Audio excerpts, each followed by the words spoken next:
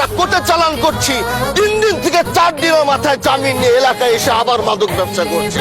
এই জন্য মাননীয় আইনমন্ত্রীকে বলবো, আপনি এই ইয়াবা গাঁজা যেই বড় বড় নেশাগুলো আমাদের দেশে বেশি সচরাচর চলছে, এই বিষয়ে আইনটাকে আরেকটু মজবুত যদি করবেন।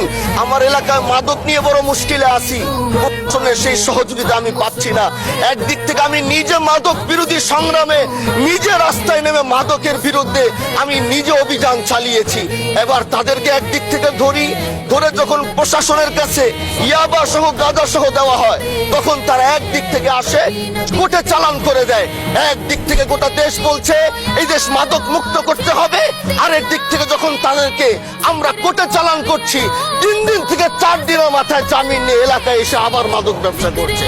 এই জন্য মাননীয় আইনমন্ত্রীকে বলবো, আপনি এই ইয়াবা গাঁজা যেই বড় বড় নেশাগুলো আমাদের দেশে বেশি সচরাচর চলছে, এই বিষয়ে আইনটাকে আরেকটু মজবুত যদি করবেন, তাহলে আমরা মনে করব আমরা এই দেশ আর এই সমাজটাকে আমরা হয়তো আগামীর বাংলাদেশ, আগামীর যারা যুবক, মাননীয় স্পিকার আপনার খারাপ লাগবে, যুবকগুলো গ্রামের তারা ধ্বংস হয়ে যায়। আমাদের চোখের সামনে যখন একজন যুবক ধ্বংস হয়ে যায়, এটা অন্যরা মেনে নিতে পারলেও আমাদের পক্ষে মানা বড় কষ্ট হয়ে যায়।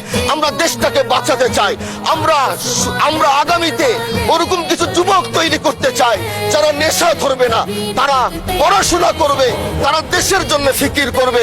মাননীয় স্পিকার, আমি সত্যের পক্ষে থাকবো, আমি অন্যায়ের বিরুদ্ধে সোচ্চার থাকবো, আমি গণমানুষের কণ্ঠ হয়ে করব। আমি এমন ধন্যবাদ মাননীয় সদস্য, অসংখ্য ধন্যবাদ।